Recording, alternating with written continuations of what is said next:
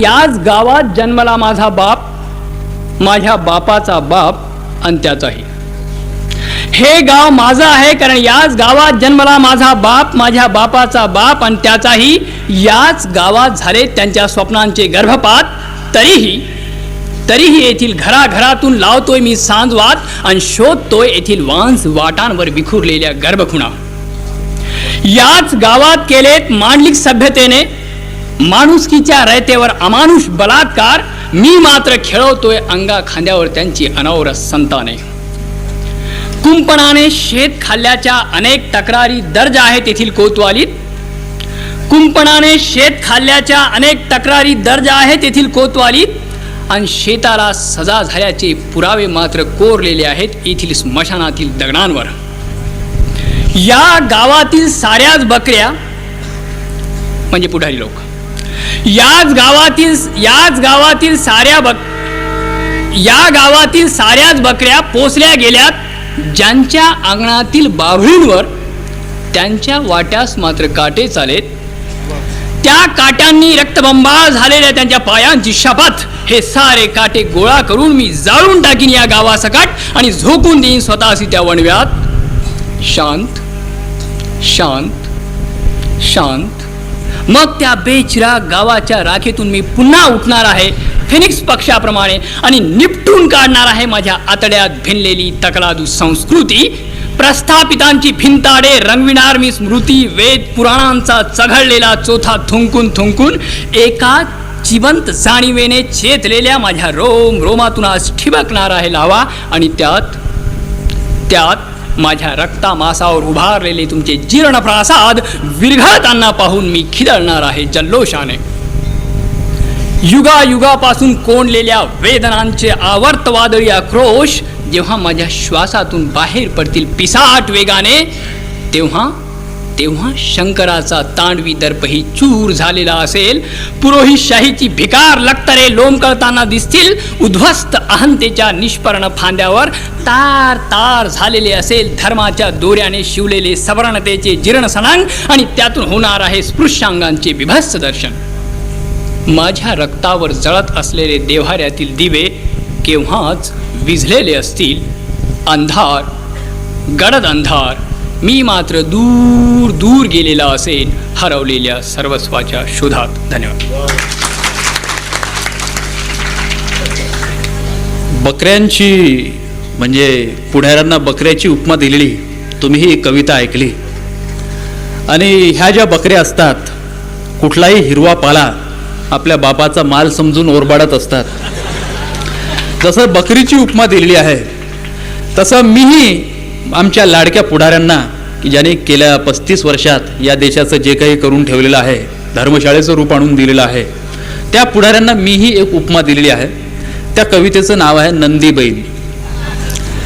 तुम्ही बैल पाहिले असतील आणि बैल हा खरोखरच चांगला प्राणी असतो. आपण उगीच एखाद्या माणसाला बैल बुद्धीचा किंवा बैल म्हणून शिवी देतो. त्याला जर माणसाला बैल म्हणून शिवी दिली तर बैलाला राग येण्याची शक्यता आहे. कारण बैल खरोखरच कामाचा माणूस असतो. तो शेतीमध्ये काहीतरी काम करतो, काहीतरी निर्माण करत असतो, सृजनाचा तो प्रतीक असतो. परंतु नंदी बैल मात्र कुठल्याही कामाचे नसतात. ते शेतीच्याही उपयोगी नसतात, शेतकऱ्याच्याही नसतात आणि गायीच्याही नसतात. तेव्हा असे हे जे नंदी बैल आहेत की जे सत्तेचा तुकडा टाकल्याबरोबर गवताची एक सत्तेची पेंडी सोडली की ताबडतोब शेपूट हलवायला सुरुवात करतात. असे नंदी बैल तुम्हाला सगळीकडे सापडून येतील. ग्रामपंचायत पासून लोकसभेपर्यंतही सापडतात. आणि त्याचप्रमाणे केवळ राजकीय क्षेत्रातच नाही तर धार्मिक संस्थात, शैक्षणिक क्षेत्रात सगळीकडे तुम्हाला हे नंदी बैल सापडतील. या नंदी बैलांविषयीची ही एक कविता. राजकीय क्षेत्रात हे थोडेसे लवकर ओळखू येतात एवढंच. नंदी बैल. आता या नंदी बैलांमध्ये उरला नाही बैलाचा कुठलाही गुणधर्म बाकी. आता या नंदी बैलांमध्ये उरला नाही बैलाचा कुठलाही गुणधर्म बाकी. पाठीवर माती टाकताच थरथरण्या इतकी कातडी नाही राहिली संवेदनशील. पाठीवर माती टाकताच थरथरण्या इतकी कातडी नाही राहिली संवेदनशील. यांच्या आता पितळेच्या कड्या लावून अलंकारलेल्या शिंगांना उरली नाही हौस चिखलांचे घोस तुऱ्यासारखे मिरवण्याची. यांच्या आता पितळेच्या कड्या लावून अलंकारलेल्या शिंगांना उरली नाही हौस चिखलांचे घोस तुऱ्यासारखे मिरवण्याची, आणि घंट्या अडकवलेले गळे विसरलेत समोर आपल्या गाईचा यार दिसताच डरकाळणं. आणि घंट्या अडकवलेले गळे विसरलेत समोर आपल्या गाईचा यार दिसताच डरकाळणं. आणि यांना आता आठवतही नाही मेघांच्या गडगडाटाला प्रत्युत्तर म्हणून नागाच्या फण्यांसारख्या शेपट्या उंचावून उंडारणं. आणि यांना आता आठवतही नाही मेघांच्या गडगडाटाला प्रत्युत्तर म्हणून नागाच्या फण्यांसारख्या शेपट्या उंचावून उंडारणं. मानेवर जू न ठेवण्याचे आश्वासन आणि आयत्या खळ्यात तोंड खुपसण्याचे प्रलोभन. मानेवर जू न ठेवण्याचे आश्वासन आणि आयत्या खळ्यात तोंड खुपसण्याचे प्रलोभन, यामुळे बैल झालेत मवाळ आण न ठेचताच. मानेवर जू न ठेवण्याचे आश्वासन आणि आयत्या खळ्यात तोंड खुपसण्याचे प्रलोभन म्हणून बैल झालेत मवाळ आण न ठेचताच. आता कुठल्याही दारी हे बेलाशक उभे राहतात. आता कुठल्याही दारी हे बेलाशक उभे राहतात. बाया बापड्यांकडून हळद कुंकू वाहून घेतात. झुलीमधल्या झोळीत पसाभर पडले की खुश होतात आणि गुबू गुबू असे वाजताच तडफेने मान हलवून धन्याच्या भरभराटीची ग्वाही देतात. धन्याच्या भरभराटीची ग्वाही देतात. मी नंदी बैलांची तुम्हाला कविता ऐकवली. नंदी बैल मी पुढाऱ्यांना म्हटलं. आता जशी पुढाऱ्यांची अवस्था आहे तसं आपण जे आहोत सामान्य जनता यांनाही काहीतरी उपमा दिलीच पाहिजे. ते उपमा जी आहे ती विठ्ठल वाघांनी दिलेली आहे. मी त्यांना विनंती करतो की त्यांनी त्यांची मेंढरं नावाची कविता म्हणावी. आणि वाघाच्या तोंडी मेंढरू शोभूनही दिसते, त्याच्यामुळे ती कविता तुम्हाला निश्चित पसंत पडेल. प्राध्यापक विठ्ठल वाघ.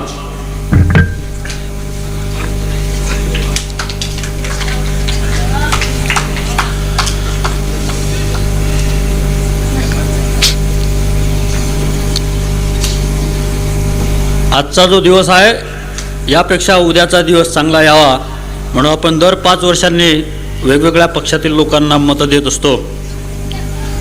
त्यांची गरिबी वगैरे हटून जाते. आपलं काय होतं हे आपल्याला माहिती आहे. हा 35 वर्षाचा एक इतिहास आहे. आम्ही मेंढर मेंढर यावं त्यानं हा कालावं. आम्ही मेंढर मेंढर यावं त्यानं हा कालावं.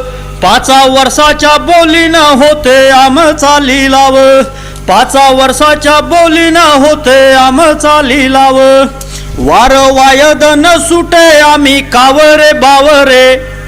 वार वायद न सुटे आम्ही कावरे बावरे. नेता नेतो म्हणे पार आम्ही त्याच्या मांग सारे. नेता नेतो म्हणे पार आम्ही त्याच्या मांग सारे. गोळ बोलीत भाकर दिसे रिकाम्या पोटाले. गोळ बोलीत भाकर दिसे रिकाम्या पोटाले. नाही कयेत सहेद असते सर्पाच्या होटाले. नाही कयेत सहेद असते सर्पाच्या होटाले. घर समजावं जाले तेच वारुय निघाव. घर समजावं जाले तेच वारुय निघाव. 5 वर्षाच्या बोलीनं होते आमचा लिलाव. आम्ही गरीब गरिबी कोणी म्हणते हटवतो. आम्ही गरीब गरिबी कोणी म्हणते हटवतो. पुनिवेच्या आशीवर आम्ही आवस काढतो. पुनिवेच्या आशीवर आम्ही आवस काढतो. वाट पाहून पाहून डोळे भिजले थिजले. वाट पाहून पाहून डोळे भिजले थिजले. गाय पन्हावली नाही मुके वासर निजले. गाय पन्हावली नाही मुके वासर निजले. मांग चालतो चालतो कुठी लागेच ना गाव. मांग चालतो चालतो कुठी लागेच ना गाव. 5 वर्षाच्या बोलीनं होते आमचा लिलाव. ढोरा सारखे कोंडले श्वास मोकळे झालेत. इंदिरा गांधींच्या आणीबाणीनंतर जनता पार्टीचं राज्य आलेलं होतं. ढोरा सारखे कोंडले श्वास मोकळे झालेत. वाटे फडदळ येतीन सोंगल त्या वावरात, वाटे फडदळ येतीन सोंगल त्या वावरात, पण दैवचं वांजोट कशी टायणार माती, पण दैवचं वांजोट कशी टायणार माती, पीक चांदण्याचं यावं तथी उलंगल्या राती, पीक चांदण्याचं यावं तथी उलंगल्या राती, जाले शेंदूर फासला निघे दगुळ तो देव, जाले शेंदूर फासला निघे दगुळ तो देव, 5 वर्षाच्या बोलीनं होते आम चाली लाव. या 35 वर्षाचं जे राजकारण आहे एका ओळीत मी आपल्याला सांगतो. बाप लेक गाजतात, माय लेक गाजवतात, बाप लेक गाजतात, माय लेक गाजवतात, आमच्याच कातळ्याचे सारे ढोल वाजवतात, आमच्याच कातळ्याचे सारे ढोल वाजवतात, रई लावतो लावतो घाम गयत गल्लीत, रई लावतो लावतो घाम गयत गल्लीत, हाती ताकाचं चप्पानी लोणी लुटत दिल्लीत, हाती ताकाचं चप्पानी लोणी लुटत दिल्लीत, आमच्याच आसवाले येते आमचीच किव, आमच्याच आसवाले येते आमचीच किव, 5 वर्षाच्या बोलीनं होते आम चाली लाव, आम्ही मेंढर मेंढर यावं त्यानं हकालाव.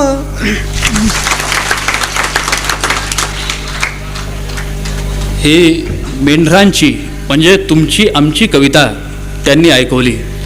आता बकरी झाली, नंदीबैल झाला म्हणजे मी झालो, नंतर वाघ झाले, मेंढरू झालं, तर बिल्ली आणि त्याच्यानंतर खुर्ची, हे 2 घेऊन मिर्झा रफी अहमद बेग आपल्या समोर येत आहेत. आता प्रत्येक गोष्ट जी आहे ती त्यांना फुगवून सांगण्याची सवय आहेच, हे तुम्हाला आतापर्यंतच्या त्यांच्या कवितेवरून कळलंच असेल. एकदा अमेरिकेतला जो डॉक्टर आहे तो सहज फिरत फिरत भारतामध्ये आला होता आणि यवतमाळला शंकर बडीच्या दुकानामध्ये जेव्हा मिर्झा रफी अहमद बेग बसले होते तेव्हा यांची तिथं भेट झाली. तेव्हा अमेरिकेतला जो डॉक्टर होता तो तिथे कसं कसं संशोधन सुरू आहे हे मिर्झाला सांगत होता. मग त्या अमेरिकेच्या डॉक्टरनं सांगितलं की आम्ही इतकं संशोधन केलेलं आहे, आमचा देश इतका पुढे गेलेला आहे की आमच्या इथे जर म्हणे एखाद्या कुत्र्याचं शेपूट तुटलं आणि जिथे शेपूट तुटलेलं आहे तिथे जर म्हणे मी तयार केलेलं मलम लावलं तर त्याला शेपूट पुन्हा फुटते. मिर्झा म्हणे हे तर काहीच नाही, अमेरिकेमध्ये जे संशोधन सुरू आहे ते म्हणे मी माझ्या धनच माणिकवाड्याला करत आहे आणि तुमचा जो प्रयोग आहे माझ्या प्रयोगापुढे काहीच नाही. मी असं मलम तयार केलेलं आहे म्हणे, तुमचं शेपूट तुटलं तर त्या कुत्र्याला नवं शेपूट फुटते, मला जर म्हणे एखादं शेपूट सापडलं आणि त्याला मलम लावलं त्याचा कुत्रा तयार होतो. असे आमचे एवम गुणविशिष्ट मिर्झा रफी अहमद बेग, त्यांना मी तुमच्यासमोर आमंत्रित करीत आहे. मिर्झा रफी अहमद बेग, नाव, आडनाव, वडिलांचं नाव याविषयी सगळं ते सांगितलेलंच आहे, नेमका कशाचाही पत्ता लागत नाही.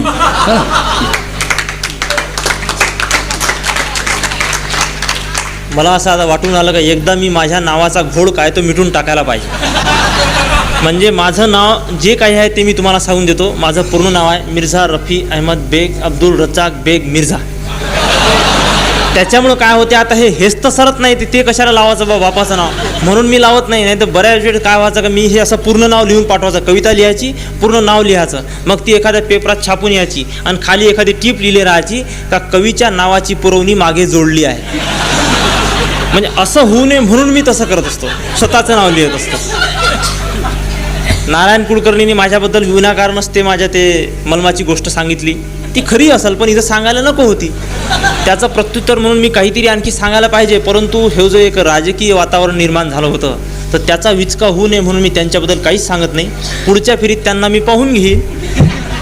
तर यांनी नंदीबैल म्हटली, नारायण कुलकर्णी कवठेकरांनी, प्राध्यापक वाघांनी मेंढरू म्हटलं, मी आता तुमच्यासमोर एक बिल्ली म्हणून कविता म्हणतो. जेव्हा राष्ट्रपती ज्ञानी झैलसिंग जेव्हा राष्ट्रपती झाले होते तेव्हा मी स्टेजवरून एक जोक सांगत होतो की बा सरदारजी लोकांना अक्कल नसते असं आपण एक जोक करतो नेहमी. पण सरदारजी लोक म्हणजे निर्बुद्ध. तर मी एक जोक सांगत असतो किंवा एक सरदारजी होता आणि तो भारताचा राष्ट्रपती झाला. तो लोक हसून द्यायचे म्हणजे झाला बाबा जोक. तर जेव्हा ते राष्ट्रपती झाले तर पेपरात एक बातमी अशी आली होती की झैलसिंगांनी म्हटलं म्हणे किंवा इंदिरा गांधीने मला राष्ट्रपती होण्यास म्हटलं. मला जर त्यांनी झाडू दिला तर मी आणि रोड झाडण्यासाठी सांगितलं तरी ते काम करायला तयार आहे. म्हणजे एक प्रकारे त्या पदाची अशी अवहेलना झाली. तर पेपरात एक जोक आला होता. एका उपवर मुलीला तिच्या वडिलांनी विचारलं म्हणे का बाई तुझं लग्न करायचं तर तुला पती कसा पाहिजे हे तू सांग. तर ती मुलगी म्हणे का मला पती असा पाहिजे की मी त्याला झाडाला लावलं त्यानं झाडलं पाहिजे, स्वयंपाक करा सांगता स्वयंपाक केला पाहिजे, म्हणजे एकंदरीत मी त्याला बस म्हटलं का तो झोपून गेला पाहिजे. तर त्या वडिलांना विचारलं म्हणे त्या मुलीच्या की बा तुला पती पाहिजे की राष्ट्रपती पाहिजे, असा एक जोक आला होता. तर हे सगळं ज्या एका व्यक्तीमुळे होऊन राहिलं त्या व्यक्तीवर केलेली एक कविता. ते कविताचं नाव आहे बिल्ली. हिंदीत आहे थोडंसं. कहते हैं भारत में एक ऐसी बिल्ली है, कहते हैं भारत में एक ऐसी बिल्ली है घबराती जिससे राजधानी दिल्ली है. कहते हैं भारत में एक ऐसी बिल्ली है घबराती जिससे राजधानी दिल्ली है. चूहे तो चूहे कुत्ते भी उससे डरते हैं, शेर भी जिसको झुककर सलाम करते हैं. चूहे तो चूहे कुत्ते भी जिससे डरते हैं, शेर भी जिसको झुककर सलाम करते हैं. बड़े बड़े सांड भी बन जाते हैं बछड़े, ख्वाब में भी जिसको नजर आते हैं छिछड़े.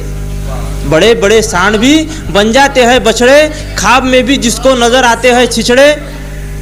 बाप तो था उसका एक न्यायप्रिय बिल्ला, बाप तो था उसका एक न्यायप्रिय बिल्ला, मुंह को मगर कालिख पोत रहा था पिल्ला. माया प्रभु की एक दिन उल्टा हुआ खेल, पिल्ले की पटरी से उतर गई रेल. माया प्रभु की एक दिन उल्टा हुआ खेल, पिल्ले की पटरी से उतर गई रेल. बिल्ली ने फिर भी हार नहीं मानी, संचार कर गई उसमें झांसी की रानी. अपने दूसरे बच्चे को भी उसने चूहे खाना सिखा दिया, अपने दूसरे बच्चे को भी उसने चूहे खाना सिखा दिया. जिसने जमीन नहीं देखी थी उसे जमाना दिखा दिया. बेटे को राजा बनाकर ही अब वो वापस आएगी, 100 चूहे खाकर ही बिल्ली हज को जाएगी. एक आता आंध्रात जे प्रकरण झालं म्हणजे दल बदलण्याचं, तर एक असा म्हणजे पुढारी होता का जो नेहमी दल बदलाचा आणि खुर्ची मिळून घ्यायचा मंत्रिपदाची. त्या माणसाला मी जेव्हा विचारलं की तुम्ही खुर्चीशिवाय का राहू शकत नाही, त्यानं जे त्याचं कारण सांगितलं ते या कवितेचं नाव आहे गुपित. एक पुढारी खुर्चीले हरदम राहे चिपकले, एक पुढारी खुर्चीले हरदम राहे चिपकले, सत्ताधारी पार्टीकडं हरदम राहे लपकले. एक पुढारी खुर्चीले हरदम राहे चिपकले, सत्ताधारी पार्टीकडं हरदम राहे लपकले. लोक त्याच्या नावानं मारे सदा बोंब, त्याचा मात्र चिमे नाही खुर्चीचा कोंब. लोक त्याच्या नावानं मारे सदा बोंब, त्याचा मात्र चिमे नाही खुर्चीचा कोंब. सकाळी काँग्रेस संध्याकाळी जनता पार्टी धरे, सकाळी काँग्रेस संध्याकाळी जनता पार्टी धरे, आणि मूव्यात झाल्या लेकच बहीण चुबी करे.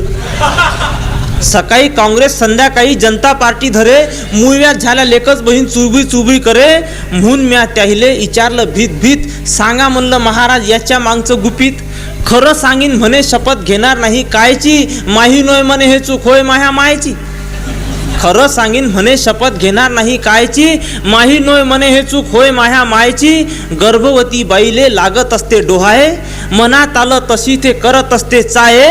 पोरावर तर होते याचा परिणाम असा, जलमभर मग तो करत राहते तसा.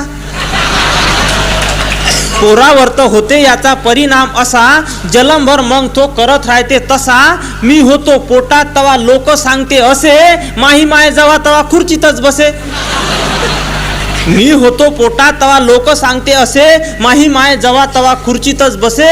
उठ म्हणे बाप तवा त्यालेच डसली होती, उठ म्हणे बाप तवा त्यालेच डसली होती, आणि मी जलमलो तवा बी ते खुर्चीतच बसली होती. उठ म्हणे बाप तवा त्यालेच डसली होती, मी जलमलो तवा बी ते खुर्चीतच बसली होती. त्याचेच मी आता भोगून राहिलो फळ, म्हणून हाय मले अशी वाईट सवय. बसू बसू खुर्चीची मले बसली हिक, बसा लागते मातर लावल्या लेक डीक. मन म्हणते उठ पण गुबडं उठत नाही, मन म्हणते उठ पण गुबडं उठत नाही. नवस केले देवाले तरी खुर्ची सुटत नाही. जवा येन आता मले ऑर्डर देवाच्या घरची, तवा सुटन राजे हो माहेवाली खुर्ची. एका खुर्चीची गोष्ट मिर्झा रफी अहमद बेग यांनी सांगितली आणि त्याचबरोबर त्यांनी हेही सांगितलं की लोक कशालाही हसतात. नुसतं एक वाक्य जरी ऐकलं तरी लोक हसतात की बा सरदारजी राष्ट्रपती झाले म्हणून हसतात.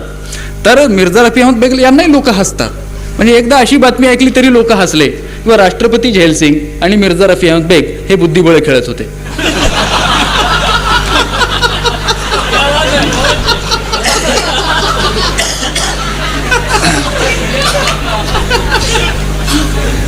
तेव्हा यानंतर मी तुम्हाला थोड्याशा वेगळ्या वातावरणात घेऊन जातो. मी घेऊन जातो म्हणजे मी फक्त मार्गदर्शन करतो, तुम्हाला घेऊन जातील हाताला धरून शंकर बढे. हात म्हणजे आधी ते तुमची करंगळी पकडतील आणि नंतर मनगट पकडतील आणि त्याच्यानंतर हिरव्या शेतामध्ये डोलण्यासाठी एक प्रेमगीत तुम्हाला ऐकवण्यासाठी ते तुमच्यासमोर येत आहेत. आणि प्रेमगीत ऐकवण्याची वेळही झालेली आहे, 11:15 वाजलेले आहेत. आणि मघा जे देवीदास सोटे यांनी सांगितलं ते उगीच या लहान मुलांवर रागावले आणि लहान मुलांना म्हटले की गडबड करू नका, नाहीतर घरी जा. त्यांना घरी जायला सांगू नका, कारण त्यांच्या आईवडिलांनीच त्यांना इथे पाठवलेलं आहे.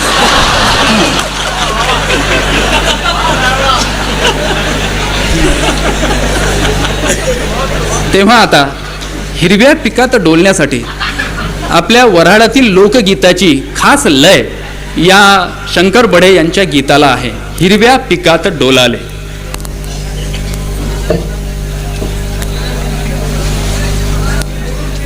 मगापासून सगळ्याच्या गोठी झाल्या, पण नारायणच्या तोंडासारखं ज्याचं तोंड आहे त्या कलीमबद्दल कोणी काही सांगून नाही राहिलं. मला बरं वाईट वाटून राहिलेलं आहे. आता त्याचं असं झालं की त्याला तुम्ही पाहून राहिले म्हणजे तो कपडे घालून आहे म्हणून ओळखाले येते. लहानपणी तो इतका बारीक होता का याची माय जर पंखा लावायचा असेल तर पहिले याले सेल्यानं बांधेन मग पंखा चालू करेल. आता ते नाही, मी खरं सांगून राहिलो. आता पाहून घ्या तुम्ही त्याला. आता एक वेळ काय झालं का याले मास्तरनं घरी वापस पाठवलं परीक्षेच्या दिवशी. तर हा रडत घरी आला. बापाने विचारलं काहून आला, म्हणे नाही म्हणे मी कॉपी करून राहिलो होतो म्हणून घरी पाठवलं. त्याच्या वडिलाला वाटलं कॉपी केली याच्याबद्दल काही विशेष नाही, पण यानं कॉपी कशी केली म्हणजे याच्याजवळ चिठोरा होता का पुढच्याचं पाहत होता का काय केलं काय यानं म्हणून याचे वडील शाळेत गेले. मास्तरला विचारलं म्हणजे गुरुजी यानं कॉपी कशी केली का यानं काही कोणाचा चिटोरा घेतला का पुढच्या पोराला विचारत. तसं काहीच नाही म्हणे. पेपरात एक प्रश्न होता की माणसाच्या शरीराला किती हाडे असतात, तर हा म्हणे उभं राहून शर्ट वर करून हाडं मोजून राहिला होता.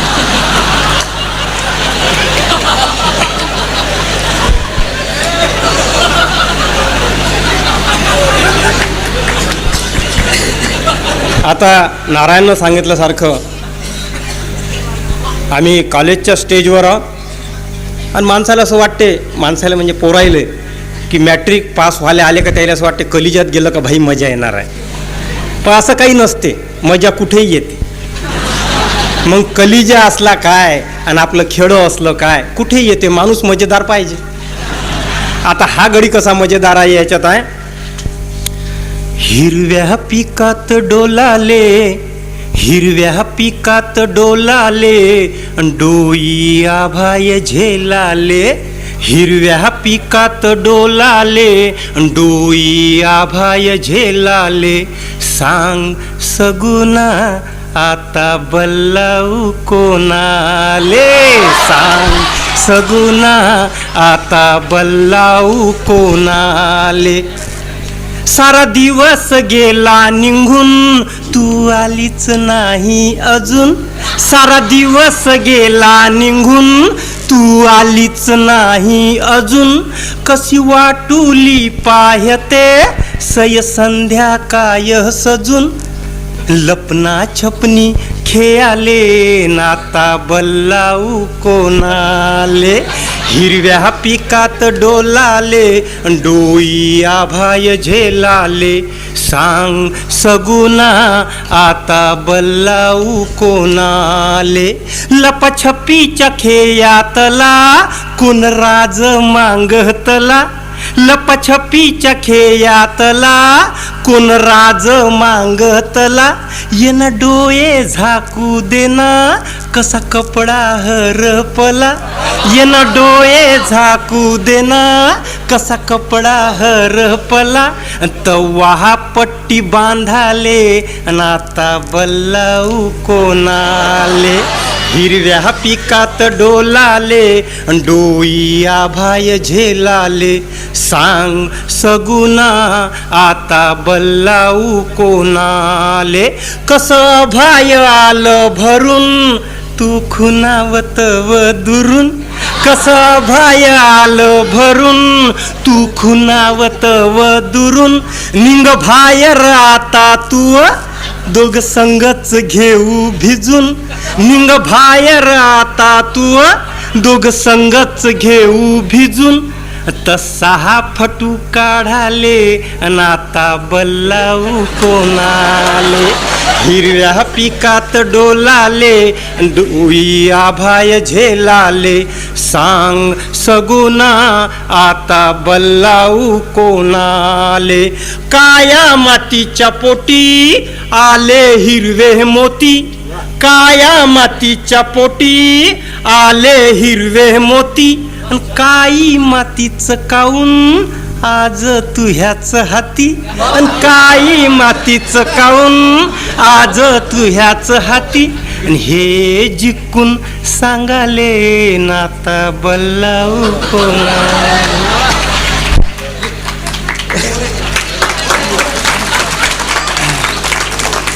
याच चालीवरचं एक आणखी एक लोकगीत आहे रंगू विषयीचं, ते शंकर बडे यांनी ऐकवावं अशी मी त्यांना विनंती करतो. फक्त सांगतो ते कागद आहे, कागद आहे.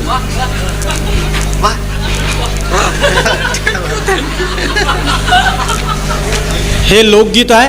खरं पाहिलं तर या गीताच्या ज्या पहिल्या 2 ओळी आहेत ते तुम्ही तुमच्या लहानपणी ऐकल्या असतील, पण आमच्या यवतमाळ जिल्ह्यात बाबुळगावला एक शिवाराऊत नावाचे कवी आहेत, त्यांच्या कविता तुम्ही तरुण भारतातून ऐकल्या असेल, जे विशेष करून अभंग लिहितात. परंतु त्यांची ही जी कविता आहे ती कविता आम्ही बाबुळगावच्या कवी संमेलनात त्यांच्या तोंडून ऐकल्यावर मला असं वाटलं का याला जर लोकगीताची चाल आली तर मजा येईल. आणि हे कविता ऐकल्यावर तुम्हालाही असं वाटन का आपण बाबुळगावला राहायला गेलो तर मजा येईल, कारण हे रंगूच तशी आहे. रंगू बाजाराले जाते, रंगू बाजाराले जाते, संग शेजाऱ्याले नेते. रंगू बाजाराले जाते, हे जसे चालले ना बाजाराले तसे. रंगू बाजाराले जाते, संग शेजाऱ्याले नेते. चेव फिरतीचा तिच्या जवानीले येते. रंगू बाजाराले जाते, संग शेजाऱ्याले नेते. वारा कसा येडा पिसा आणि वाट कशी उगी मुगी. वारा कसा येडा पिसा आणि वाट कशी उगी मुगी. लाड लाड बोलण्याची दोघा मंदी चाले सुगी. लाड लाड बोलण्याची दोघा मंदी चाले सुगी. पान तोंडात नियाच्या लाली तिच्या गाली येते. रंगू बाजाराले जाते, रंगू बाजाराले जाते, संग शेजाऱ्याले नेते. चेव फिरतीचा हिच्या जवानीले येते. जाता जाता विचारता रंगू सांगे आयण्यात. जाता जाता विचारता रंगू सांगे आयण्यात. राया महा मन गेलं कुकवाच्या डबल्यात. राया महा मन गेलं कुकवाच्या डबल्यात. 8 दिसान लगन याद चैताची येते. रंगू बाजाराले जाते, रंगू बाजाराले जाते, संग शेजाऱ्याले नेते. चेव फिरतीचा तिच्या जवानीले येते. जाता पांदणीत पडे झाक, पांदणीत पडे झाक. रातचा बी पडे धाक, भिंगुळवाणी होता रात. रंगू देते हाती हात, भिंगुळवाणी होता रात अन रंगू देते हाती हात अन भर पुखा मंदी ही व माया रंगूच जाते अन रंगू बाजारले जाते रंगू बाजारले जाते रंगू बाजारले जाते रंगू बाजारले जाते अन संग शेजाऱ्याले नेते.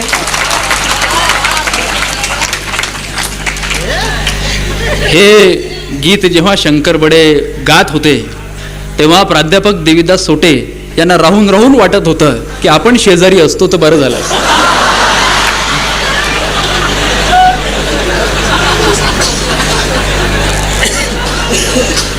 त्यांचे केस पांढरे आहेत पण त्यांचं हृदय मोठे हिरवगार आहे. म्हणजे शंकर बडेनं जे पहिलं गीत म्हटलं की काय ते, हिरव्या पिकात डोलाले आता बल्लाऊळ कोणाले, हे गीत जर सोटे यांनी म्हटलं असतं तर ते असे म्हटले असते, हिरव्या पिकात डोलाले आता बल्लाऊळ कोणा कोणाले.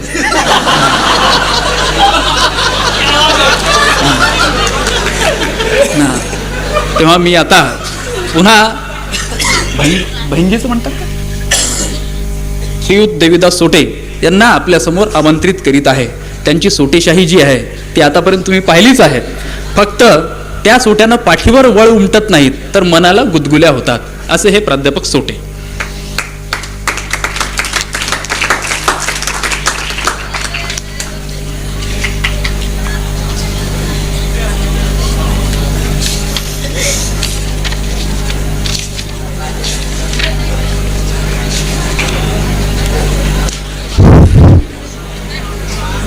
मित्र हो, आता जरा या कवी संमेलनाचा रूपरंग जे आहे ते थोडं बदललेलं दिसत आहे. आणि म्हणून मला असं वाटते आहे का जे वातावरण आता तयार झालेलं आहे त्याच वातावरणामध्ये जर आपल्याला राहू दिलं तर आणखी चांगलं होईल असं वाटते आहे. म्हणून मित्र हो, अलीकडे जसं विठ्ठल वाघांनी देवकीनंदन गोपाला या चित्रपटाला गीतं दिलेली आहेत, राघुमैना या चित्रपटामध्येही त्यांची गीतं आहेत. तसंच एक माणुसकी नावाचा चित्रपट प्रसिद्ध झालेला आहे. त्या चित्रपटाला काही गीतं मी लिहिलेली आहे आणि म्हणून गेल्या या 1-2 वर्षामध्ये काही गीतं लिहिण्याचा प्रकार माझ्या हातून घडला. म्हणून इथं जरासा तरुण वर्ग वगैरे पुष्कळ दिसतो आहे. त्यांना आवडेल अशा प्रकारचं एक गीत जे आहे ते मी आपल्यासमोर सादर करीत आहो. कारण कवी संमेलनाचा रंग जो आहे तो थोडा कायम राहावा म्हणून. मित्र हो, आवाज वगैरे माझा काही चांगला नाही, परंतु गीत असल्यामुळे गाऊन दाखविण्याचा प्रयत्न मी आपल्यासमोर करतो आहे. कृपा करून गीताला थोडी शांतता असावी.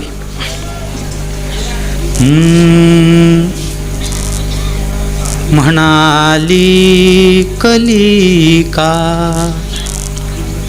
म्हणाली कलिका उद्यानी रवीला, म्हणाली कलिका उद्यानी रवीला, कधी याल सांगा पुन्हा भेटण्याला. म्हणाली कलिका, म्हणाली कलिका उद्यानी रवीला, कधी याल सांगा पुन्हा भेटण्याला. गालावरी लाल लाली चकाके, गालावरी लाल लाली चकाके, डोळे व्यथाश्रूस ढाळीत होते. गालावरी लाल लालीच काके डोळे व्यथाश्रूस ढाळीत होते. मारुत राणा कुठोनी आला, मारुत राणा कुठोनी आला. म्हणे चल ग बाळे तू रडते कशाला. म्हणाली कलिका, म्हणाली कलिका उद्यानी रवीला. कधी याल सांगा पुन्हा भेटण्याला. रागात सजनीती राजी दिसेना, रागात सजनीती राजी दिसेना.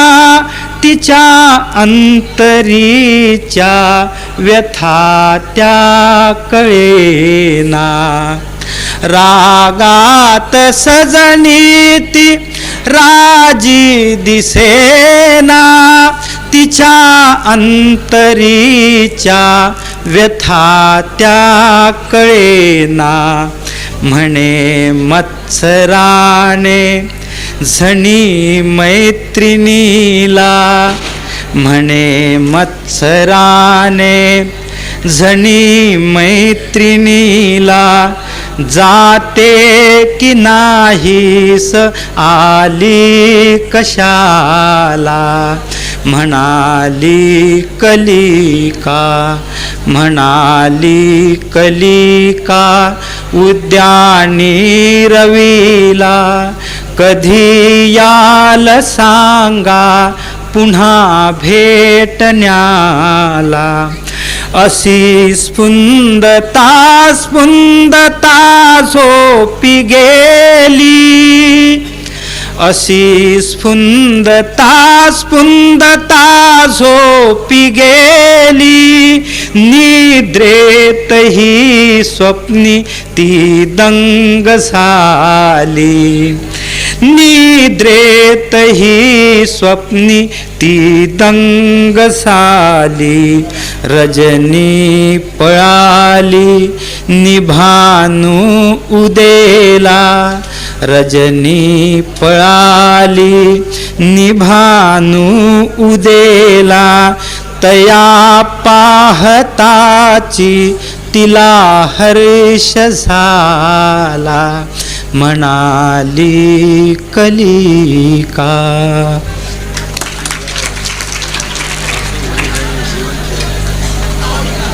मी ज्या कविता म्हणत असतो त्या सहसा वाचून म्हणतो. मला कविता गाऊन म्हणायची एकदा सवय होती आणि मी एका ठिकाणी अशी कविता गायला गेलो. कविता गायली, गायल्यानंतर तुमच्यासारखे रसिक लोक होते, ते वन्स मोर असं ओरडले. मला वाटलं खरं त्यांना आवडलं आहे, एवढे रसिक लोक आहेत. मी पुन्हा कविता गायली, मग ते पुन्हा वन्स मोर असं म्हणाले. असं 3-4 वेळ झालं. 5व्या वेळी मी म्हटल्यानंतर पुन्हा जेव्हा ते वन्स मोर असं म्हणाले तर मी म्हणालो की भैया अब मैं थक गया हूँ. ते म्हणाले की नहीं, हम तब तक वन्स मोर कहेंगे जब तक आप ठीक से गाते नहीं. तेव्हापासून मी जे गाणं सोडलं, सोटे साहेबांनी अजून ते पकडून ठेवलेलं आहे. तेव्हा त्यांना असा अनुभव येऊ नये अशी माझी इच्छा आहे. तेव्हा याच्यानंतर मी पुन्हा तुमच्यासमोर अशोक थोरात याला एक प्रेम कविता म्हणण्यासाठी बोलवीत आहे. प्रेम ही अशी शक्ती आहे की त्या शक्तीसमोर कोणाचंही काही चालत नाही. तेव्हा अशोक थोरात सुद्धा आपल्या भावना पूर्ण शक्तीनिशी व्यक्त करतो, असं एक प्रेमगीत त्यांनी म्हणावं.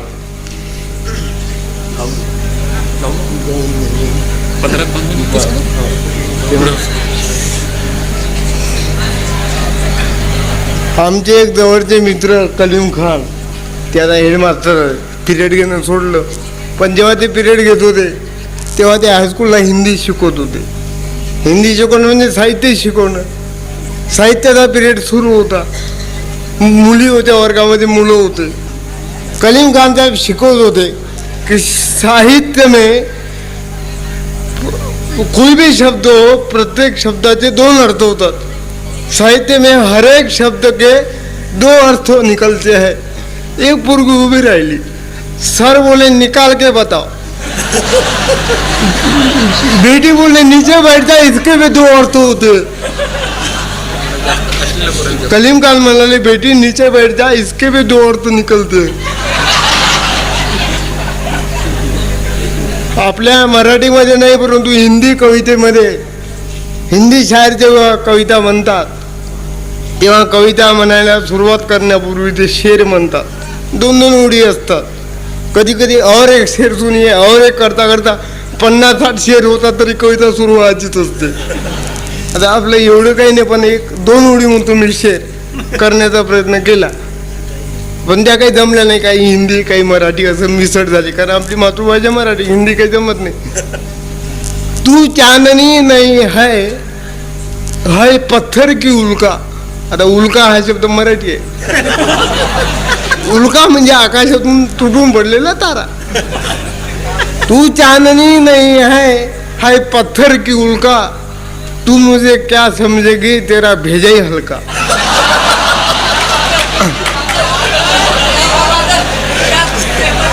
तू चांदनी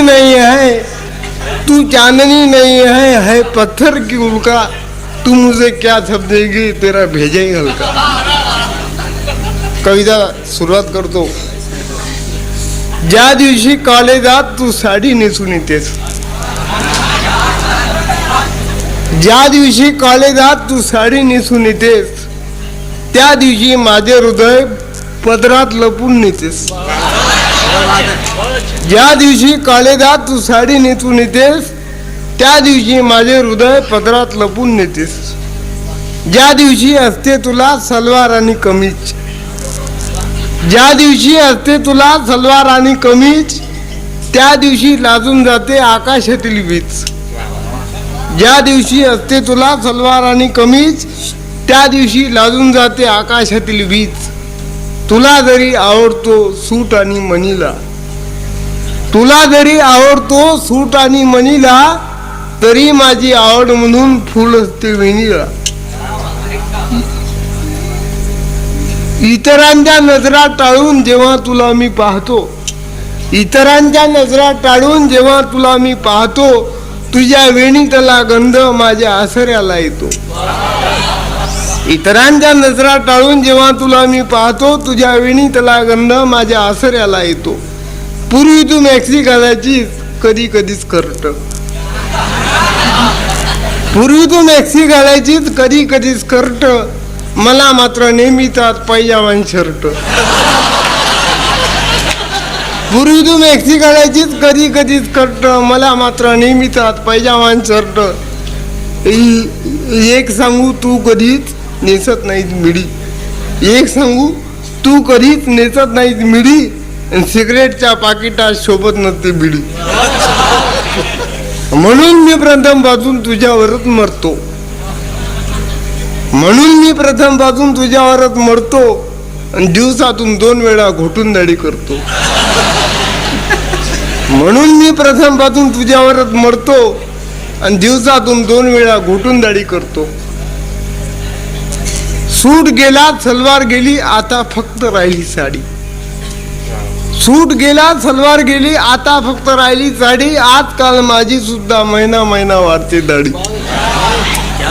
सूट गेला सलवार गेली, आता फक्त राहिली साडी. आजकाल माझी सुद्धा महिना महिना वाढते दाढी. कुरवाडताना दाढी माझी मलाच वाटतो अचंबा, कुरवाडताना दाढी माझी मलाच वाटतो अचंबा. 1 साइड असून सुद्धा झालाच कसा तितंबा.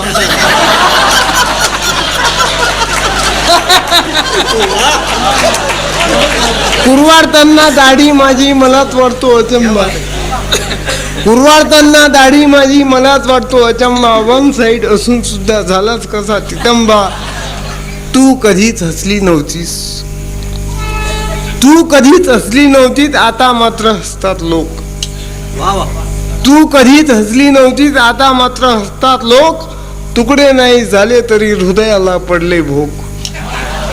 तू कधीच हसली नव्हतीस, आता मात्र हसतात लोक. तुकडे नाही झाले तरी हृदयाला पडले भोग. तू आता इथे नाहीस, तू आता इथे नाही, कुठे असशील काय माहित. तू आता इथे नाहीस, कुठे असशील काय माहित. तुझा शोध घेण्यासाठी माझ्यापाशी पाय नाहीत. तुझा शोध घेण्यासाठी माझ्यापाशी पाय नाहीत.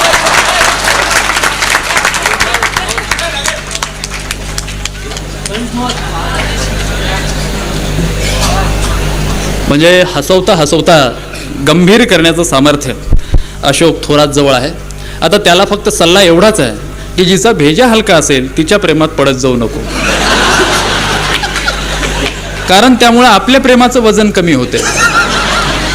म्हणजे मागे तर म्हणजे नवीन नवीन प्रेमात पडल्यावर कुठे पडून कुठे नाही असं त्यांचं झालं होतं. एका तो नटीच्याच प्रेमात पडला. आता हिंदी सिनेमाची एवढी मोठी ती अभिनेत्री, तिच्या प्रेमात अशोक थोरातला पडण्याचं काही कारण काय, पण तो पडला. आणि त्याचं प्रेम केव्हा संपलं, जेव्हा त्या नटीची जी डायरी आहे, त्या नटीला डायरी लिहायची सवय होती, ती डायरी एकदा अशोक थोरातच्या वाचण्यात आली आणि तेव्हापासून त्यानं नट्यांचा नाद सोडला. त्या नटीची डायरी होती अशी. ती एकदा परदेश प्रवासाला गेली होती, जहाजामध्ये तिनं प्रवास केला आणि त्या प्रवासावरून ती भारतामध्ये परत आली. तर त्या जहाजावरती जवळ 7-8 दिवस होती ती. आणि त्यावेळी तिनं दररोजची डायरी अशी लिहून काढली होती की सोमवार, आज जहाजावरील प्रवासाचा पहिला दिवस, आज विश्रांती घेतली. मंगळवार, आज जहाजावरती सर्व खोल्या, डेक वगैरे पाहण्याचा प्रयत्न केला. बुधवार, आज जहाजाच्या कप्तानाशी माझी ओळख झाली. गुरुवार, आज जहाजाच्या कप्तानाने माझ्याशी लगट करण्याचा प्रयत्न केला, मी त्याला दूर लोटले आणि खोलीमध्ये निघून आले. शुक्रवार, आज जहाजाच्या कप्तानाने सांगितले की जर माझी ती इच्छा पूर्ण केली नाही तर मी 20,000 माणसे असलेले हे जहाज बुडवून टाकीन. शनिवार, मी त्याच्या गोष्टीवर थोडासा विचार केला. रविवार, मी जहाजावरील 20,000 माणसाचे प्राण वाचवले.